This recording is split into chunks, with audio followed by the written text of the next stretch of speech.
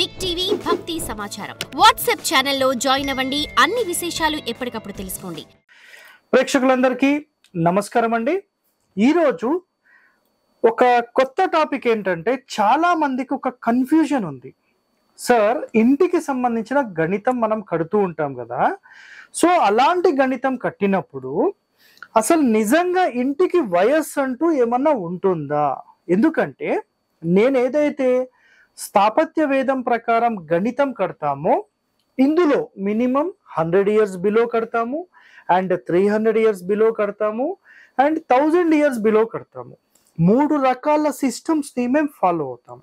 So ఇక్కడ ఆయాది గణితంలో మొట్టమొదటిగా మీరు తెలుసుకోవాల్సింది ఏంటంటే, ఒకటవది మట్టితో కట్టే ఇంటికి 100 సంవత్సరాల ఆయుష్ని మేము నిర్ణయిస్తాం. రెండవది ఇటుకతో కానీ లేదంటే ఒక స్ట్రాంగ్ మెటీరియల్తో కానీ మీరు కడితే దీనికి 300 ఇయర్స్ అనేది మేము డిసైడ్ చేస్తాం. ఓకే, దీనికి నెక్స్ట్ ఒకవేళ రాయితో కట్టే ఇండ్లు ఉంటాయి కదా, దానికి 1000 ఇయర్స్ మేము ఏజ్ అనేది నిర్ణయించి దాన్ని సెట్ చేసి ఇస్తాం. సో ఎవరో ఒక బుద్ధి లేని అజ్ఞాని ఒక ప్రశ్న వేశాడంట. మొన్న రీసెంట్గా నాకు ఒక కస్టమర్ కాల్ చేశారు. సార్, మీరేమో మా ఇంటికి అంటే ఒకరింటికి నేను ఏం చేశానంటే గణితం కట్టినప్పుడు 255 సంవత్సరాలు నేను ఇచ్చాను. ఓకేనా? సో 255 సంవత్సరాలు ఇయర్స్ నేను ఇచ్చాను.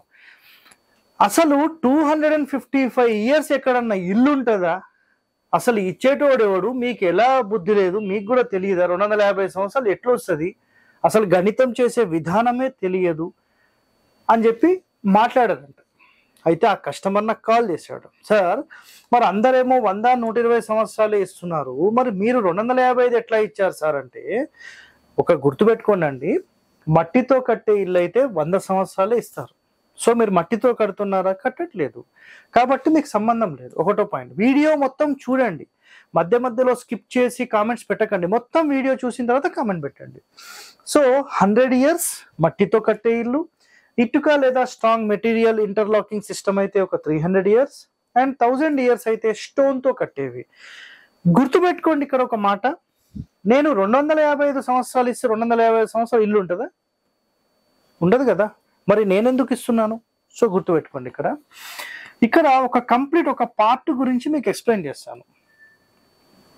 ఒక బిల్డింగ్ ఏదైతే మీరు నిర్మిస్తున్నారో ఈ బిల్డింగ్కి సంబంధించిన ఏజ్ ఎంత? ఓకేనా? ఇక్కడ దీనికి సంబంధమే లేదు.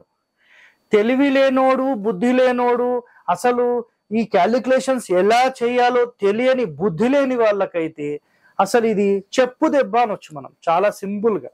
ఎందుకంటే వాస్తు పేరుతో తల్లిదండ్రుల నుంచి నేర్చుకున్నామని అబద్ధాలు చెప్తూ అబద్ధాల వాస్తు వ్యక్తులు మార్కెట్లో చాలా మంది చలామణి అవుతున్నారు. అందులో స్పెషల్లీ ఇట్లాంటి విషయాలు మాట్లాడే వాళ్ళు స్పెషల్. సో అలాంటి అజ్ఞానం ఉన్నవారికి లేదంటే వీటి గురించి అవగాహన లేని వారికి, గురువు నుంచే విద్య తెలుసుకోని వారికి మనం చెప్పడం వ్యర్థం. ఎందుకంటే మనం వెళ్తూ ఉంటే కుక్కలు మురుగుతూ ఉంటాయి, మురిగే కుక్కలను మనం ఎందుకు పట్టించుకోవడం? ఏదో వదిలేసారు అంతే. సరే, సమాజంలో కొంతమందికి ఏదన్నా ప్రశ్న ఉంటుంది కాబట్టి నాకు ఒకళ్ళు అడిగారు, సో కాబట్టి ఈ ఎపిసోడ్ చేస్తున్నాను. సో బిల్డింగ్ ఏజ్ అనేది నిర్ణయించేది నేను కాదండి. క్లియర్గా ఒక మాట గుర్తుపెట్టుకోండి, బిల్డింగ్ ఏజ్ నిర్ణయించేది నేను కాదు. ఒక స్ట్రక్చరల్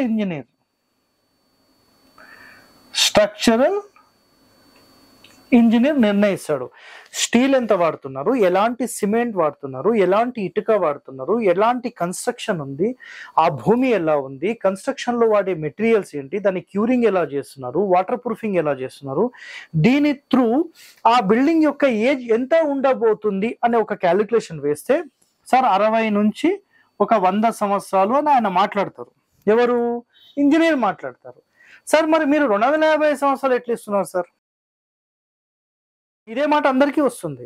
నేను చెప్తాను చూడండి, మీరు ఎప్పుడైతే ఒక గృహానికి సంబంధించిన నిర్ణయం తీసుకొని లోపలి కొలతలు కానీ బయటి కొలతలు కానీ ఏదైతే మీరు సెట్ చేస్తారో ఆ బిల్డింగ్ కి సంబంధించిన సోల్ ఎనర్జీ ఏదైతే ఉంటుందో నేను ఇచ్చేది దాని వయస్సు.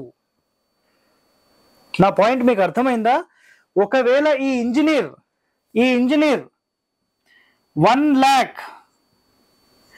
1 lakh years కి ఇచ్చినా మేము ఇచ్చేది ఇంతే.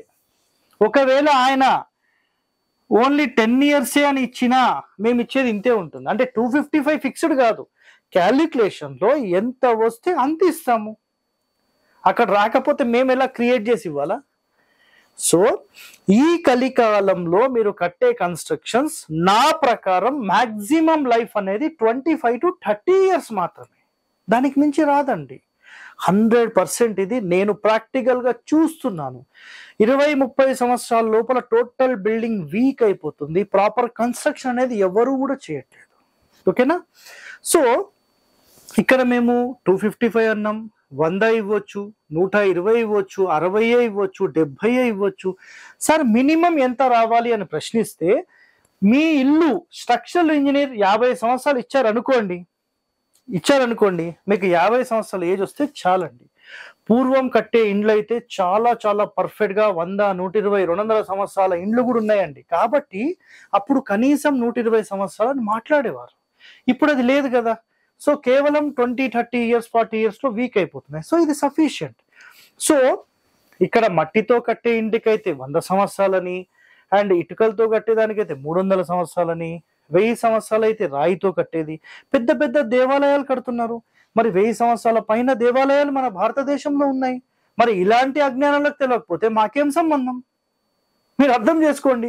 స్థాపత్య వేదం అనే పేరుతో మోసగాళ్ళు చలామణిలో ఉండి మిమ్మల్ని మోసం చేస్తున్నారు. తాత ముత్తాతల నుంచి నేర్చుకున్నాము, మా తల్లిదండ్రుల నుంచి నేర్చుకున్నామని మాట్లాడుతున్నారు. మరి స్థాపత్య వేదం పుస్తకము ప్రింట్ అయింది 2001లో. అంతకంటే ముందు అమెరికన్ వెస్టర్న్ ఆర్కిటెక్చర్ ఒక ఆయన ఆ పుస్తకం రాస్తే దాన్ని అనువాదించి మన డాక్టర్ వి గణపతి స్థపతి గారు 2001లో మనకు ఇంగ్లీష్లో కన్వర్ట్ చేసి ఫస్ట్ చెన్నైలో రిలీజ్ చేశారు. తెలుసా మీ అందరికి? ఇది ముందు ఇవి తెలుసుకోండి. తాతలు ఎక్కడ నేర్చుకున్నారు, తల్లిదండ్రులు ఎక్కడ నేర్చుకున్నారు? మీరు ఒకటి గుర్తుపెట్టుకోండి, అలాంటి వెధవలకు మీరు బుద్ధి చెప్పాలంటే 2021 అక్టోబర్ కంటే ముందు వాళ్ళు తాతలు కానీ, ముత్తాతలు కానీ, తల్లిదండ్రులు కానీ, లేదంటే ఆ చెప్పే వ్యక్తి కానీ ఎవరైనా ఒకరు మీకు కన్స్ట్రక్షన్ చేసిన బిల్డింగ్ ఉంటే లైవ్గా మీ అందరినీ తీసుకెళ్ళి చూపిమని చెప్పండి. ఆ చూపించే దమ్ము లేని వాళ్లకు ఇలా మాట్లాడే అర్హత అనేది లేదు. సో ఇంటి వయస్సు గురించి ఎవరైతే మాట్లాడతారో ప్రతి ఒక్కరికి గుర్తుపెట్టుకోండి ఇక్కడ పాయింట్, ఇంటికంటూ ఒక వయస్సు ఖచ్చితంగా ఉంటుంది. ఆ వయస్సు అంటే ఏంటి సార్ అని మళ్ళీ ప్రశ్నించే అవకాశాలు కూడా ఉన్నాయి. ఇక్కడ గుర్తుపెట్టుకోండి, మళ్ళీ క్లియర్గా చెప్తున్నాను. మీరు ఏదైతే ఒక ఇంటి నిర్మాణం చేస్తున్నారో ఈ నిర్మాణానికి సంబంధించిన బిల్డింగ్ స్ట్రెంగ్త్ ఎన్ని సంవత్సరాలు ఉంటుందనేది ఇంజనీర్ చెప్తారు, మేము కాదు. మేము కేవలం చెప్పేది building inner measurements or outer మెజర్మెంట్స్ ని బేస్ చేసుకొని ఒక లెక్క కట్టినప్పుడు ఈ ఇంటి యొక్క ఏజ్ అనేది ఎన్ని సంవత్సరాల వరకు వైబ్రేషన్స్ జనరేట్ అవుతాయి అనే ఒక క్యాలిక్యులేషన్ చేసి ఇంటి వయస్సుని నిర్ధారిస్తాం. సో అన్ని సంవత్సరాల వరకు మీరు ఆ ఇంట్లో ఉంటే మీకు ప్రశాంతంగా ఉంటుంది. ఆ ఇంటి లోపల ఏ ఫ్యామిలీ మెంబర్స్కి అయితే మనం మ్యాచ్ చేసామో ఆ ఫ్యామిలీ మెంబర్స్ ఉన్నన్ని రోజులు ప్రశాంతంగా అనిపిస్తుంది. సో ఇది కేవలం ఆ ఇంటికి సంబంధించిన ఒక సోల్ ఎనర్జీకి సంబంధించిన వయస్సు, ఇంటి వయస్సు కాదు. ఇంటి వయస్సు, సోల్ ఎనర్జీ వయస్సు కూడా తెలియని బుద్ధి లేని వాళ్ళు ఎంతో మంది ఉన్నారు. సో ప్రేక్షకులారా, ఈ వీడియోతో వీటికి సంబంధించిన రహస్యాలు పటాపంచలు చేసి మీ ముందు పెడుతున్నాను. సో ఎవరైతే మిమ్మల్ని మోసం చేయాలని ప్రయత్నం చేసి సమాజంలో తిరుగుతున్నారో వాళ్ళందరికీ మీరు బుద్ధి చెప్పండి. ఇకనైనా ఇంటి వయస్సుకు సంబంధించి ఈ గణితం ఎలా చేస్తారంటే ఆయాది గణితం అని ఉంటుంది. ఓకేనా? ఆయాది గణితంలో వీటికి సంబంధించిన పూర్తి సమాచారం స్థాపత్య వేదంలో ఉంది. అది చదివితే కదా తెలిసేది. చదవని వాళ్ళకు మనం ఏం చెప్పలేమండి. సో అలాంటి వాళ్ళ గురించి వదిలేసేయండి. ఇంటికి సంబంధించిన వయస్సు ఎలా నిర్ధారిస్తారు ఇక్కడ క్లియర్గా మీకు ఎక్స్ప్లెయిన్ చేశాను. ఇంటి వయస్సా, స్ట్రక్చరల్ బిల్డింగ్ వయస్సా మీరు అర్థం చేసుకోండి. సో ఇలాంటి వాస్తు రహస్యాలు మీరందరూ తెలుసుకోవాలంటే మన హరివాస్తు ఛానల్ లేదా ఈ ఛానల్ని మీరు సబ్స్క్రైబ్ చేసుకోండి. మరిన్ని ఎపిసోడ్స్ కోసం, మరిన్ని రహస్యాల కోసం మీరందరూ తెలుసుకోవాలంటే stay tune to our channel. Thank you అండి, ధన్యవాదాలు. For more videos like this, subscribe Big TV channel.